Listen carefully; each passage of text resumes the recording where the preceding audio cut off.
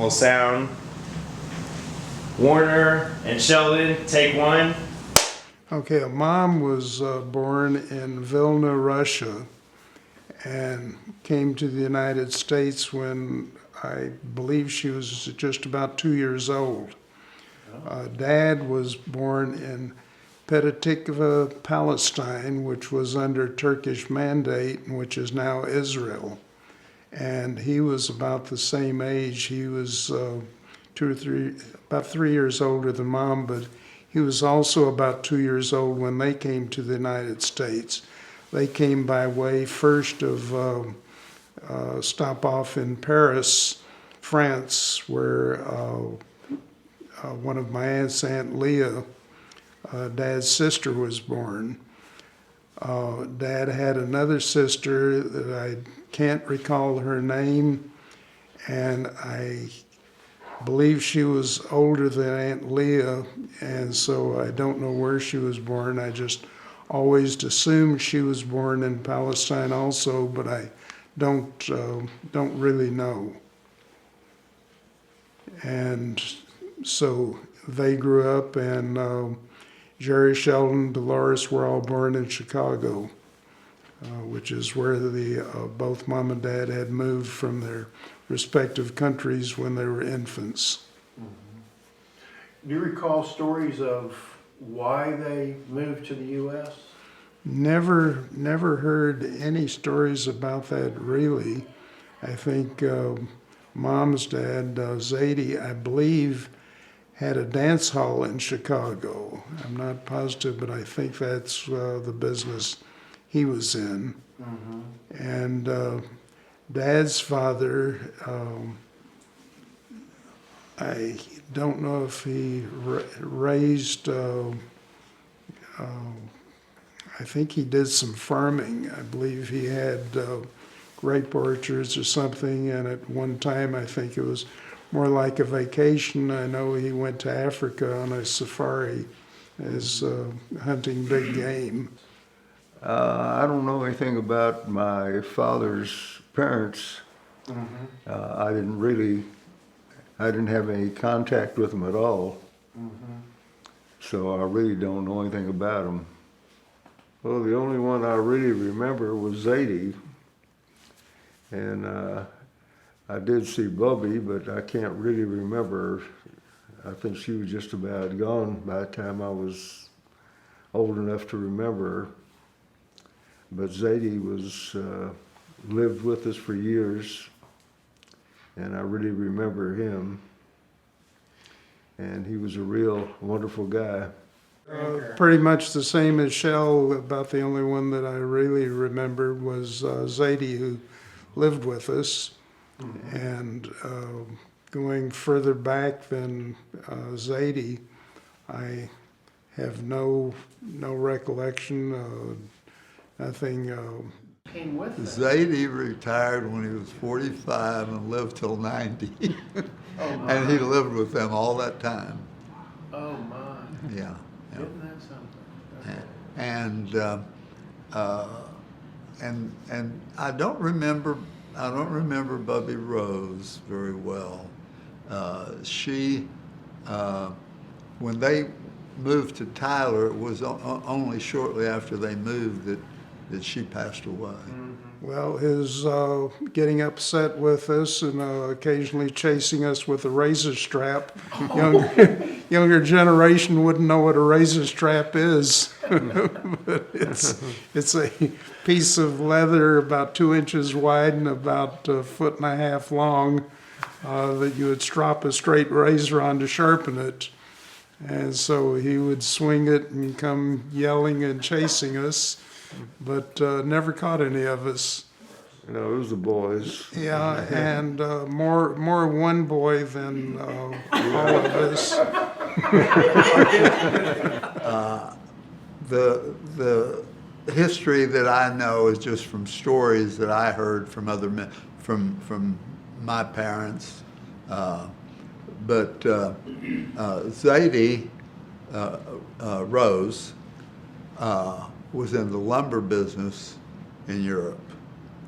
And basically, the reason that so many of the Jewish people at that time came to America from Russia was the army would take the young boys as soon as they could get them, and they would impound them into the army. And if they were ever taken, they were never seen again. They would just disappear. They would be part of the army, and they would no one would ever know anything about them after that. So they used to try to cover up the ages so they wouldn't grab them away, and there was so much persecution, so many pogroms, and that they were always looking for a better life and a better way. And America was always talked about. I remember my mother used to say that they said that the people in Europe believed that America, that the streets were paved with gold, that it was just such a marvelous opportunity, and people just yearned to come to America. Zadie was one of the ones that did come to America, and then later he sent for the rest of the family and brought them all over. He was in the lumber business. In Europe. And I understand when he came to America that he was in the real estate business. Okay. And he put together a real estate deal, and the part of his commission for putting this big deal together was the Netherwood Hall. They gave him the Netherwood Hall was part of his commission for it, and that's the place that you've heard the stories of, where it was like a catering, a restaurant, and they had their home was attached. They lived upstairs, and I remember some of the stories. She says when they came to America, they had family in Des Moines, Iowa, and she says they would ask them, where they wanted to go, and they said they wanted to go to Des Moines, Iowa. At one point, Uncle Henry and my father had a taxi cab in Chicago. Okay. And that was when Al Capone was in his heyday, and he was sort of taking over the cabs. And my dad went in to see Al Capone to get permission to operate the cab. And because he had the guts to go in and face him, he got that permission. And they were able to run that cab. Grandma Ann and Grandpa Henry met, was in Chicago? Yes, they did meet in Chicago. Okay. Yeah, I was born in Chicago, and we left there when I was about 3 years old. About 3 years old, okay. And we moved to Smackover, Arkansas. Okay. We moved in with the Roses, and Uncle Ed Rose was in the scrap metal business at the time, and he gave us part of he was in a duplex. He gave us half his duplex to live in, so we had a place to live. We started over. We left Chicago. We had a little bit of problem, I think, with the mafia there. And so I don't think Dad wanted to get the whole family killed. He decided not to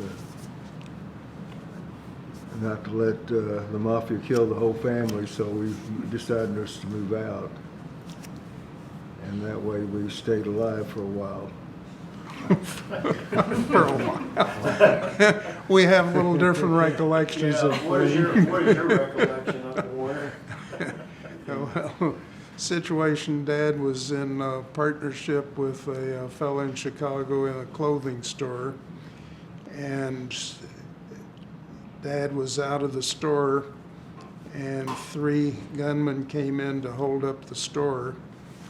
Dad came back in during the midst of the holdup, managed to get his gun and killed one of the holdup people. The other 2 ran, and that was really the end of it.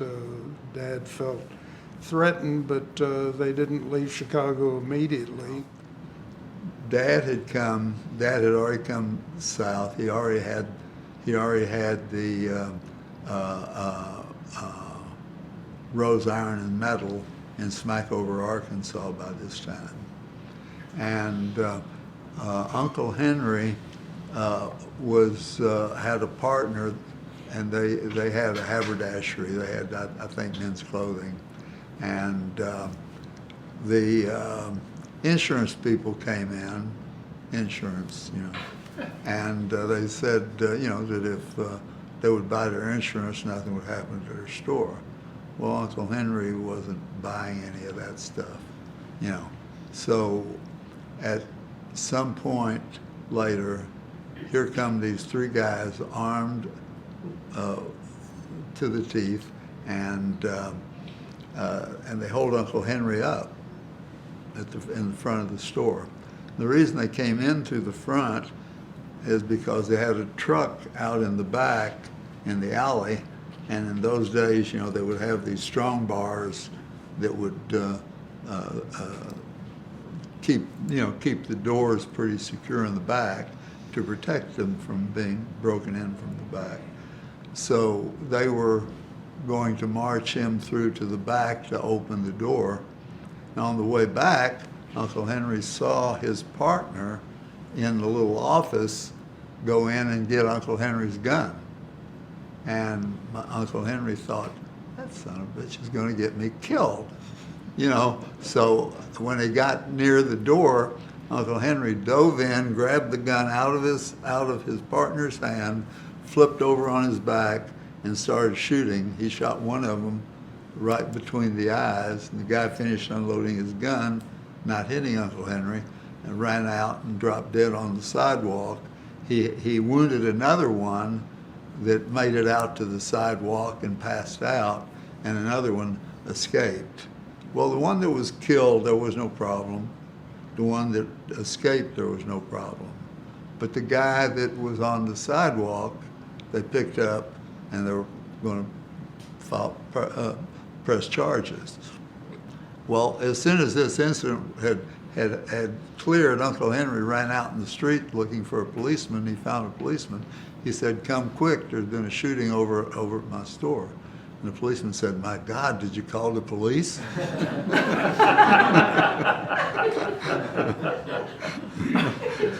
So after that, Uncle Henry started getting threatening phone calls, and they basically let him know that they knew where he lived and who his family was. And they initially gave Uncle Henry some police protection, but after a while he was pretty much on his own. One day he was coming home on a streetcar, and the guy across the aisle from him reached in his pocket. And Uncle Henry said, "He's got a gun." He reached over there and wham, he knocked him unconscious. The guy was reaching for a handkerchief. So anyway, it was getting pretty, and they're talking to my dad about all this, and my dad says, "Y'all are getting out of there." He says, "You're not, and he built a house on the front of our scrapyard, and it was a duplex. We lived in one part, and they came down and moved in on the other. And the first time that I had any recollection of Sheldon, we had a swing in our yard, And I thought that it was my turn to be on the swing, and Sheldon thought it was his turn. And Sheldon won the argument because he bit me.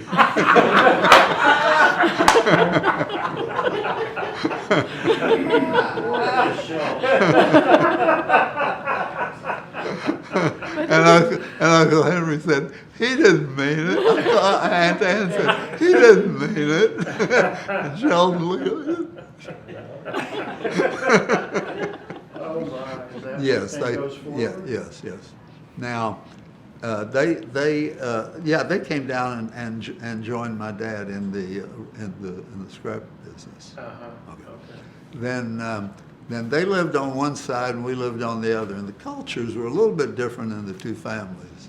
On our side of the unit, you heard, "Will you stop eating already?" And on the other side, you heard, with the butter knife, with the back of the butter knife tapping on the table, "Are you going to eat?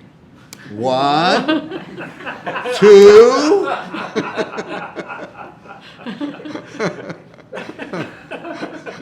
So on one side they wouldn't eat, and on the other side they wouldn't stop. But Uncle Ed was in Smackover in the scrap metal business, and Dad felt that there was much better opportunity there, so he packed up with the family and moved to Smackover, and my younger brother Donnie and I were both born in El Dorado. Place of residence was Smackover, but we were born in El Dorado. I was born at the Warner Brown Hospital in El Dorado, so I was named after the hospital. I was about 2 years old, and Donnie was 6 months when we moved from Smackover to Tyler. Oh my. Oh, so you were in Smackover a short period of time. Well, for about 2 years. So Tyler is going to be the main memories from for you and Donnie. Yeah, the only memories, because Okay. at 2 years old, I certainly didn't have recollection of Smackover. Right. I was probably about 7 when we left. When left Smackover. When we left Smackover. Okay. It was Depression. We had acres with scraps stacked up like in mountains,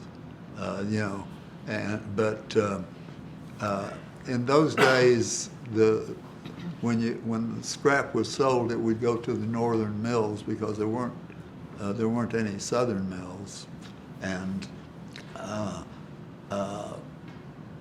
when the scrap would sell the best would be during the winter, because it would freeze over and they couldn't get adequate supplies of steel in the north, so they would come south and buy the scrap to ship north. And that was, so you did accumulate big quantities of scrap. And when the Depression hit, the scrap, you couldn't get enough out of the scrap to pay for the freight. Mm-hmm. And they just had to walk away and leave it. And Smackover was an oil town. It was one of the early oil towns. And my dad left and went to Kilgore, and on $10 of borrowed money, he started the Rose Pipe and Supply, and he would go back into the old oil fields and stuff, and he would get used equipment, and he would sell it to the wildcatters that were drilling holes in the Kilgore oil field. Did the Fleishman stay in Smackover, or did the Roses and the Fleishman They, stay at the same time? the stories that I know of their connection, that they went into Tyler. They moved into Tyler, and they were, the first I know of them, and they were in the oil business with my Uncle Nate and Uncle Jaime. Okay, and they all lived in Tyler, and my grandmother on my mother's side also lived in Tyler, and Zadie lived with Aunt Ann and Uncle Henry.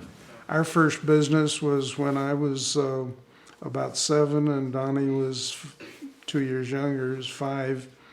And we, on the corner where we lived, we opened a soda water stand in partnership with a friend of ours named Louis Glazier, whose father had a bottling plant in Tyler. And so we had all of our products furnished to us at no charge, so it was high profit margins. And that was our first business when I was about 7 years old. All right. I started my first business when I was 14 years old. Oh, my. I had the bicycle pontoon boats on Tyler State Park. I was the first one to ever have it there. And I found these boats in Houston, and there was a lake there that they had them on. And I talked to the guy that was in charge. I was only 14 years old, and I made a deal with him to bring the boats to Tyler State Park and lease them to me for so much. And I gave him a percentage. And we did real well with the boats. I don't know how many we had. We had several of these bicycle pontoon boats. And the guy that was in charge of the lake, after the summer was over, he thought, he told me, he says, that's it for you. He says, I'm taking over. You know, it's such a good deal. You know, he kicked me out. So I just had it for the one summer when I was 14 years old. So I had to look for something else to do from then on. Is that when you retired? Well, I was ready to retire. But I didn't go into business till I was about, I guess I was about 22 years old when I went into business. I had 2 shoe stores when I was 22 years old. I had one in Tyler and one in Kilgore. And Jerry took over the one in Kilgore because I was called back in the service. I was called in the Army during that time, and they didn't give me, I just bought a 3rd store in Sherman, and was it Sherman? No, I forget where it was. But the day I bought it was the day I was called in the service in the Army. And so I had to get rid of everything, and Jerry took over the store in Kilgore. And so I lost everything. So when I came out of the Army after serving during my term in the Army, I had nothing. I came out with not a penny in my pocket. I had a wife and a kid, and not a penny in my pocket. I had to start from scratch again. How did your father, our grandfather, Henry, how did he get into the oil business in Tyler? How did that come about? Well, he didn't get into it in Tyler. He segued into it from Smackover.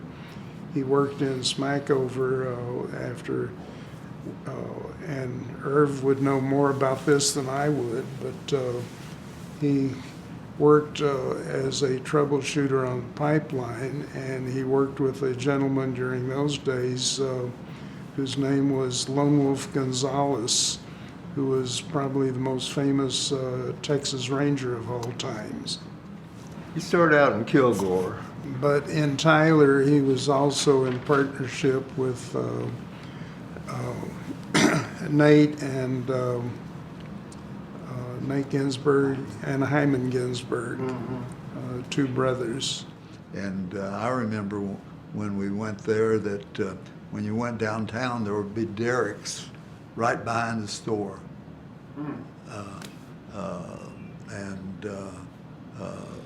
But anyway, we had a house on the back of that warehouse six-room home where we lived when we came to Kilgore, and maybe about 200 or 300 yards out in back of the house, they used to have open flares. There would be a pipe going up in the air with a huge amount of flame and smoke coming out of the top of it, because in those days they didn't capture the gas. Burning off the They gas. just burned it off. Okay, yeah. And Uncle Henry went to work for Harry got into the pipeline business, and Uncle Henry went to work for him, and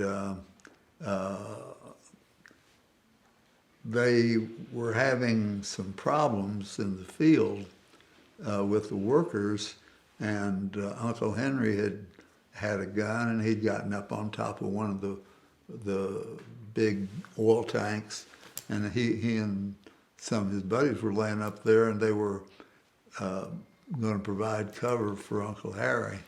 When he came, and Uncle Harry didn't have any problem, he was able to put it down, but Uncle Henry was up there. He didn't know he was up there. He'd have probably been scared. Harry would have probably been scared to death.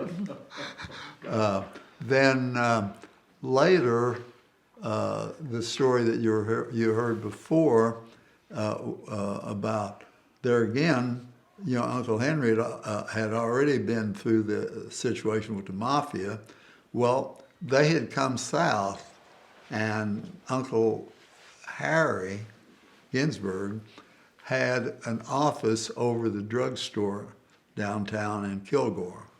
And two men walked in and wanted to sell Harry insurance. And Harry threw both of them out of the window, out of the second-story window. And after a while, he realized who he had thrown out of the window. And he knew the governor of the state of Texas, and at that point, it was Ma Ferguson. Her husband had been the governor, and he'd become impeached. So she became the governor of. I don't know if she was elected, but Ma Ferguson was the governor. Harry knew Ma Ferguson, and he went and told her he was having a problem with these guys, and that they were mafia. And she furloughed Lone Wolf Gonzalez out of the Texas Rangers to come work for Uncle Harry. And when the guys would try to disrupt his pipelines, they didn't get to court. Lone Wolf Gonzalez dealt with them. Well, all of them were having lunch or supper in this restaurant or whatever it was, and Uncle Henry was carrying a gun. And Lone Wolf Gonzalez says, "Henry, that's a killing gun." He says, "What do you mean it's a killing gun?" He says, "They won't know you've got that gun. You're going to have to kill somebody." He says, "You want to carry a gun that practically drags on the floor so they know you're armed." When I lived in Houston, I was in an Italian restaurant, and the waiter came over to me and said, "Sorry to hear about your dad hitting a dry hole." And a waiter in a restaurant, I said, "My dad isn't drilling right now, and what would you know about it?" So he said, "Well, next time you talk to him, ask him about," and he tells me the name of the field and how deep the well went before they capped it because it was dry. And so he said, "Just ask your dad, and then after you talk to your dad, come back in and talk to me." So I called home. I always called home on a Sunday to talk to the folks. And I said to Dad, "You hit a dry hole at such and such a field?" He said, "How in the world could you know?" He said, "I wasn't going to tell you. I didn't want any of the kids to know because you'd all worry." And I said, "You're not going to believe this, but a waiter at the restaurant here in Houston told me." he said, a waiter in a restaurant. So I went back and I talked, and the waiter said, well, I was waiting on a table and I heard the name Fleishman. It was a group of oilmen, and they were talking about the drilling and gave all the geology to each other. I'll be darned. Well, Dad didn't know how to stop drilling. At one time, he had over 125 wells. Oh my God. And when he died, he had nothing. Nothing, zero. Wow. Yeah, well, after we left Tyler and eventually moved to Houston, we opened a restaurant. Donnie was, I guess, he was still in his teens. He was about 19 when we opened the restaurant, and it was a steakhouse. And we were probably the first restaurant in the country to feature French fried sweet potatoes. one of our claims to fame, which no one would believe that we were the originators of that. And one of the groups of people that hung out late hours at our restaurant were other restaurant owners. One who was, some who were there almost every night were gentlemen, Tony Vallone and Benny Vallone, who had a restaurant originally called Sorrento's, and I think it's Tony's son who has a restaurant in Houston now called Tony's, which is a well-known restaurant there, which I understand. Well, the family didn't make the move. The family, mom and dad, were still in Tyler. Oh, okay. I first went to the University of Texas, and then transferred over to the University of Houston, which is where Donnie joined me. And we started, there were no national fraternities on campus at the University of Houston, and so Donnie and I said, we ought to get a fraternity going. So we were the founding fathers of the Jewish fraternity at the University of Houston. It was local. They then allowed nationals to come in, and so that local is now known as ZBT, which is a well-known national fraternity. I was in the Merchant Marine when I was 17 years old. I was at Texas A&M, and I dropped out of Texas A&M and joined the Merchant Marine. And I spent about a year and a half there, about a year and a half in the Merchant Marine, and went all over the world. We lost a ship in the Marshall Islands, and had all kind of experiences. I was in Panama City, where the Panama Canal is, and got in trouble there, and got a 5-year prison sentence for starting a big fight and tearing up a restaurant and doing a bunch of other stuff. And there were about 4 of us that were involved in it. And the captain finally, after about 4 days or 5 days, whatever it was, I don't know, got us out of jail because he couldn't sail the ship without us. So we only spent about 4 or 5 days instead of 5 years in jail, and went back to sea, and then we lost our ship in the Marshall Islands. We hit a coral reef and sunk, and I don't think I died. I just We're wondering. Ruth and Jerry were married before we were. Yes. Okay, so I was the matchmaker for Ruth and Jerry. I brought them together, And when Jerry, I was in the Navy, and I was a dryland sailor, and Jerry was coming back from one of their missions overseas, and their ship was being put into dry dock in Philadelphia, and I hitchhiked across country from the school, the little school in Missouri where I was in the Navy, and met Jerry in Philadelphia when he got off the ship, and we spent some time, went into New York. Then we decided to hitchhike back home. And we went into we were in New York, we went into Washington, we hitchhiked to Washington. We thought, well, we would go and see if, we'd heard that you could get a plane ride maybe, you know, on Army planes. And I went over there and asked if there was anything going towards Texas, and they said no. The only thing that they had going out was a plane going into Harrisburg, Pennsylvania. Well, we might as well take that, you know.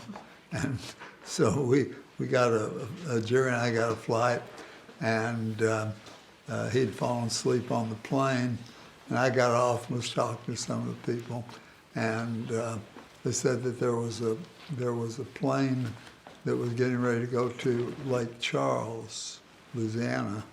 And it was one of the Black Widows, you know, and it had a gun turret, and there was an opening in the gun turret. So I got Jerry a ride. There was only one space, so and Jerry had been overseas, and he hadn't, you know, he was going with Ruthie at the time, but they were separated by the war.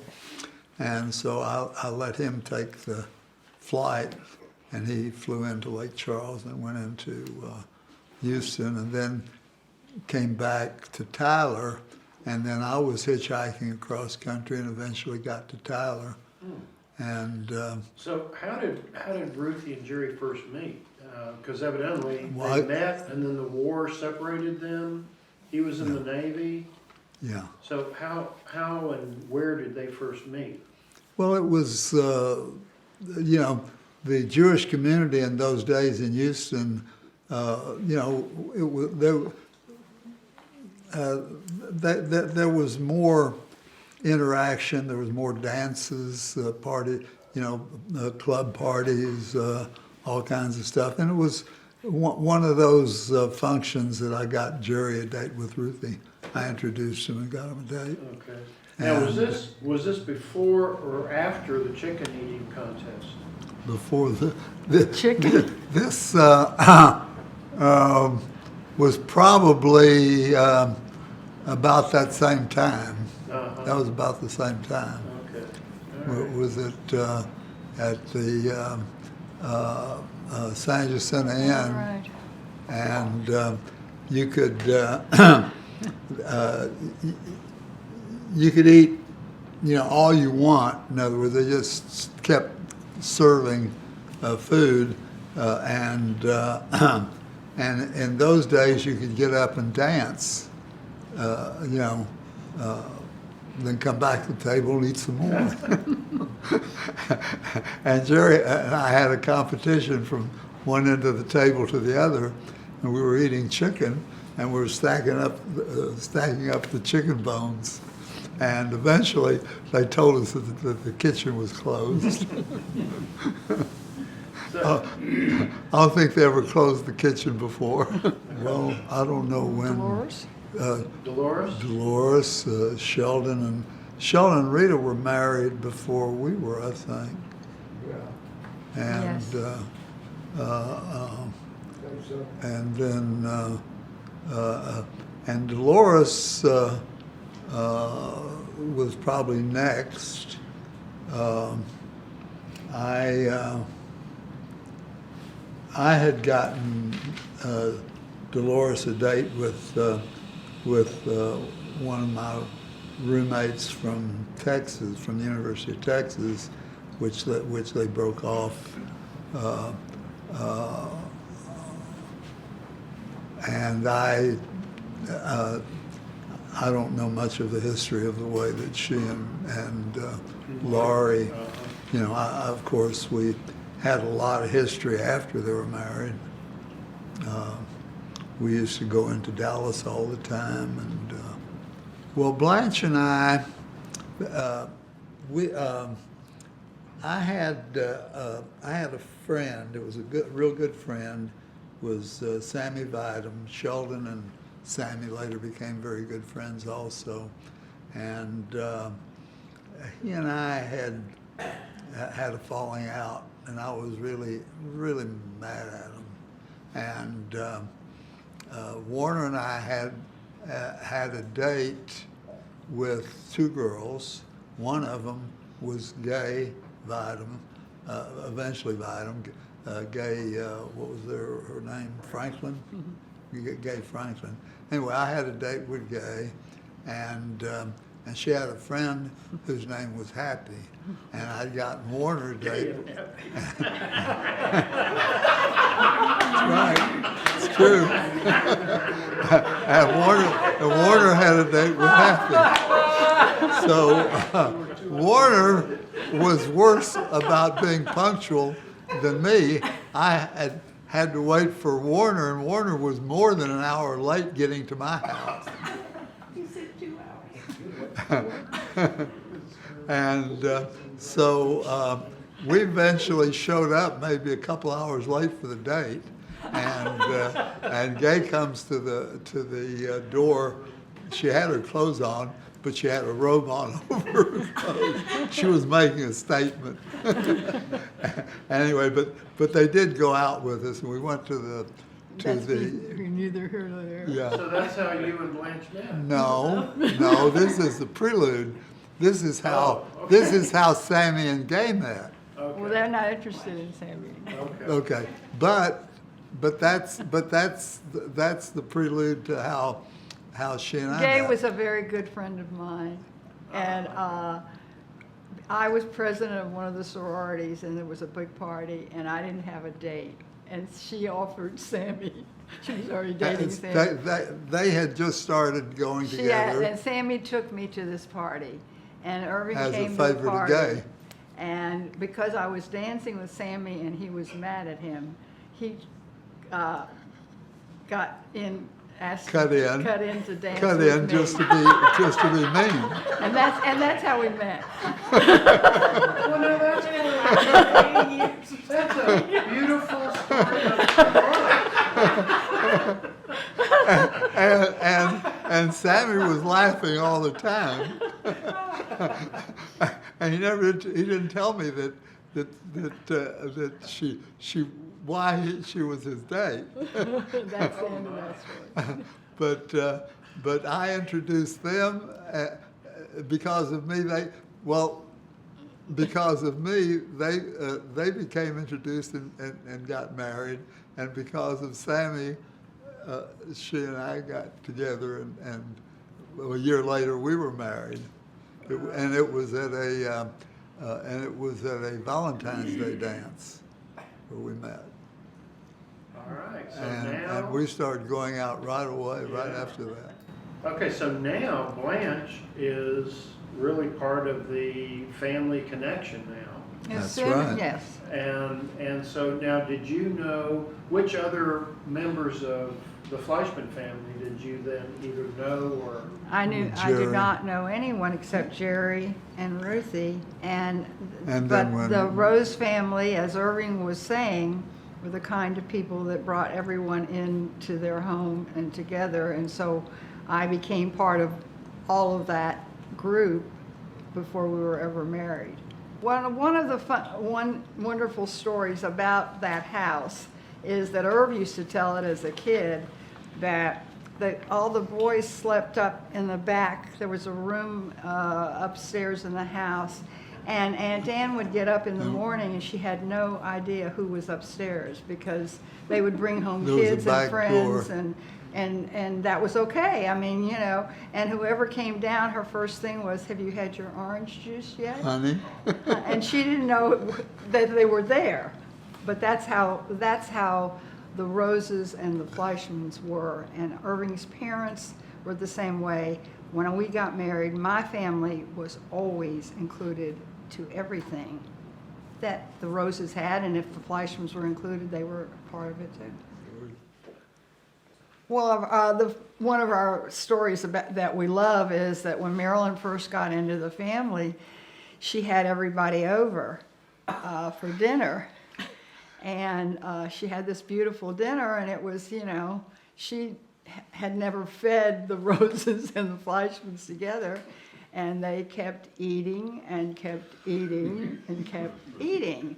And poor Marilyn was running out of food. She did not know what to do at that point. She went into the kitchen, brought out a big loaf of plain white bread, and put it on the table and said, "This is it."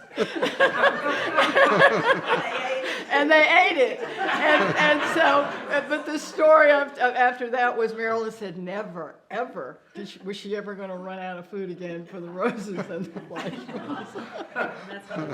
One of my favorite stories.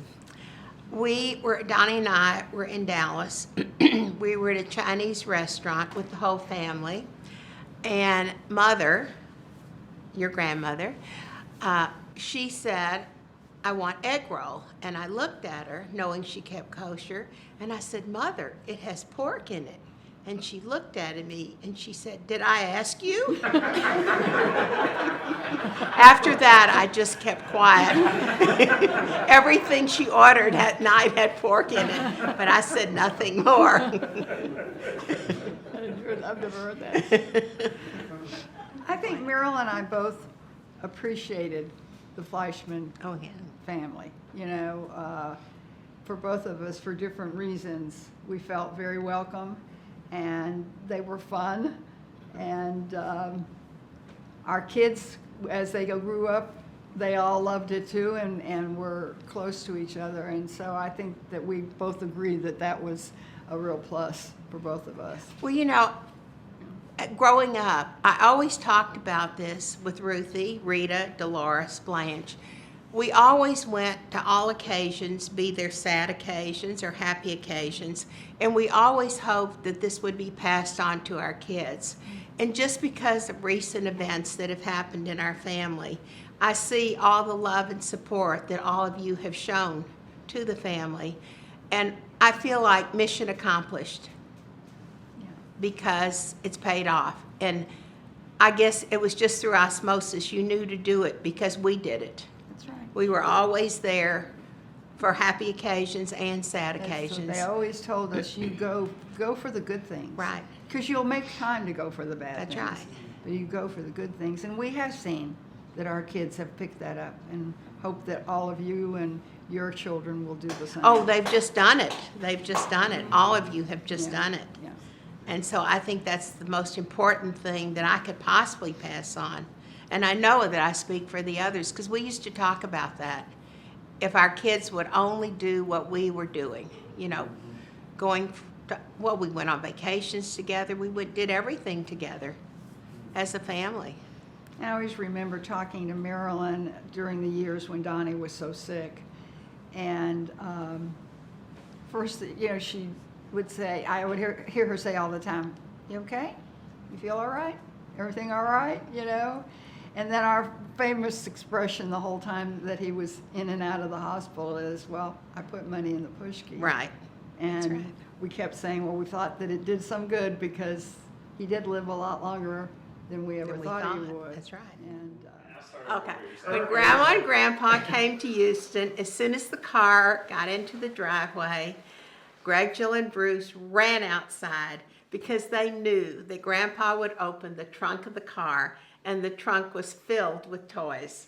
And this was one of their most thrilling moments. I think all the kids in this room will always remember that. And it was just a very special story, and they loved it. I have an addition to that story, because I talked to Jill, we were talking about it, and I said, I said, Jill, and what did Grandma say? And Jill said, you can only have one. That's right. That's right. Well, their eyes were so big when they saw this trunk open and all these toys in the back.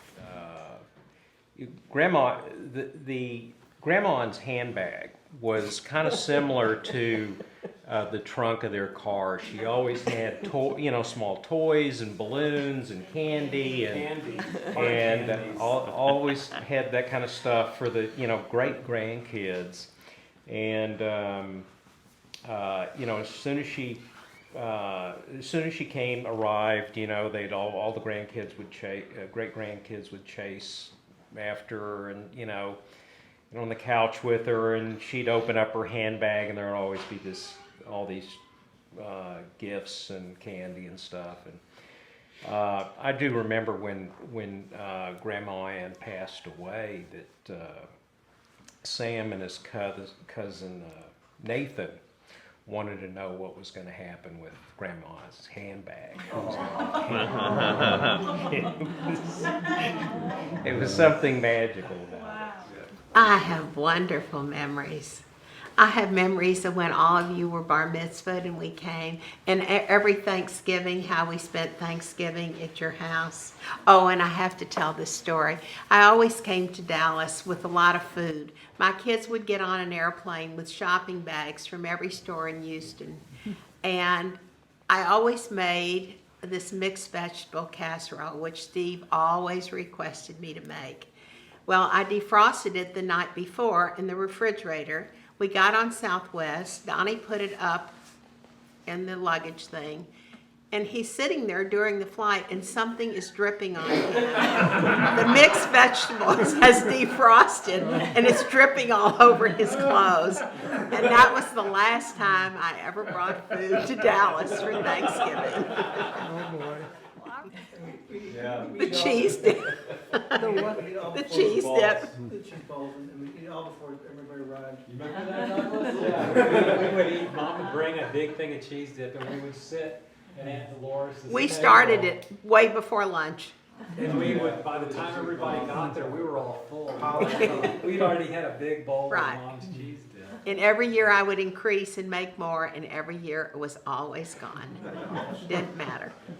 It could be any restaurant, but we would go to Luby's and get in line, and Grandma would get one tray, and she'd get one plate, and she'd get one Senka, and she would go through, and then there was another table where there were all these vegetables, and she would take a bunch of napkins, and she would open them up, and she would take green onions and she'd put them on the napkins, and she'd take carrots and put them on the napkins, and she'd fold those up, and she'd take salt and pepper and the little ketchup things, and she'd put them on a tray, and then when we got to the table, she put that all in her purse. That's right. I don't remember. The carrots and the onions and the salt and the pepper and the ketchup, and that would all go in her purse. And then they would split the Senka, so they all knew when Mrs. Fleishman was coming to this place. So put the stuff away. We were in Dallas, and they were living in the apartment. By then they had moved to Dallas. And she asked me to go in the kitchen and get something for her. And I opened up the cabinet, and there were like hundreds of little packages from Burger King of ketchup and mayonnaise and mustard. That's where you get it Just from. hundreds of little packages. I brought her whatever she wanted. Aunt Evelyn was one thing that all of us had in common is we all thought we were her favorite. Because she treated each one of us like we were her favorite person. And she was multi-talented. She was an opera singer, and she was an artist. And I believe probably everyone in the family has one or more of her paintings. And when I was in Houston and had an office, she asked for a swatch of material or something that she could do a painting for me. I'm sorry, I was in Los Angeles, and I sent her a swatch of material from Curtin, and she made that as primary color that she custom painted a painting for me, which I still have.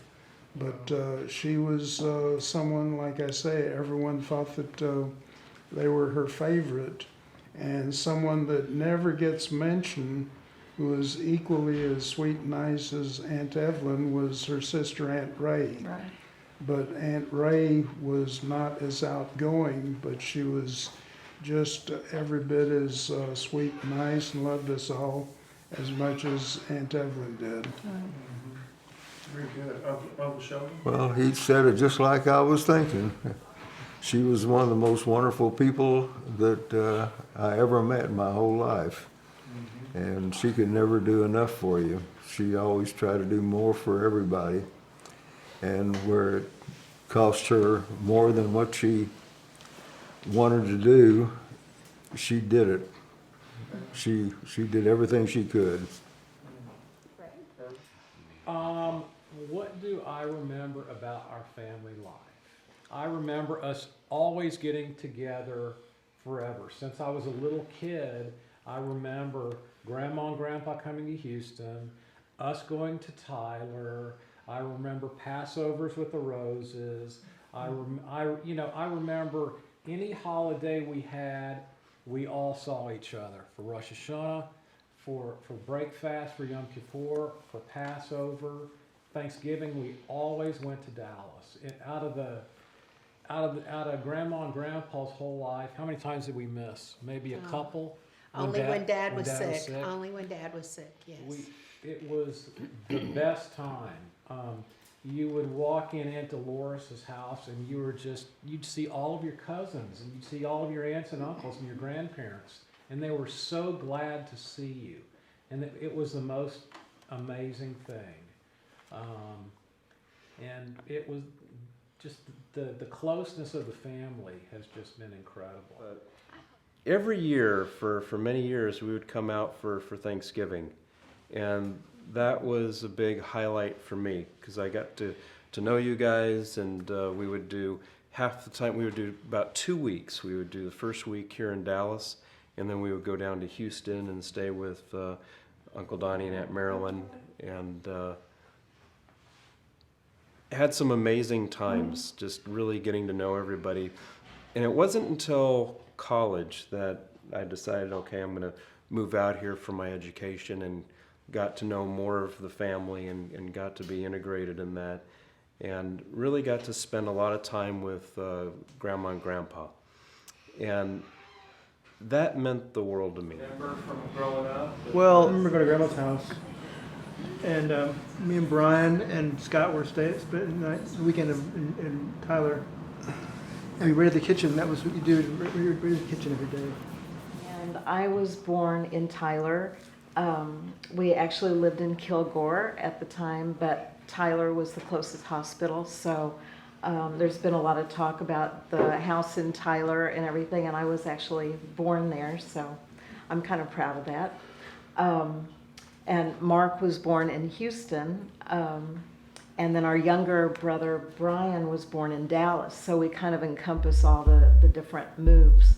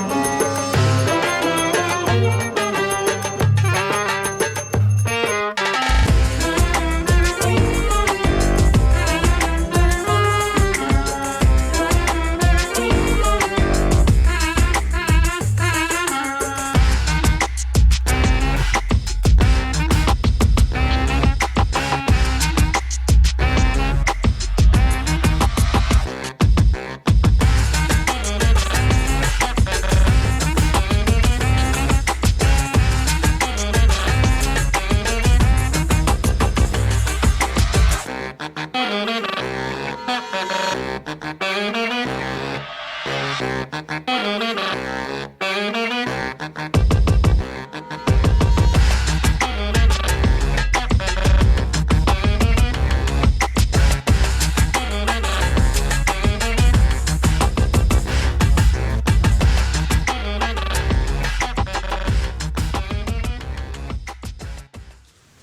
else do you want to know?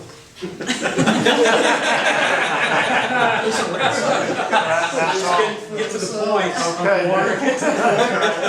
Okay, next family.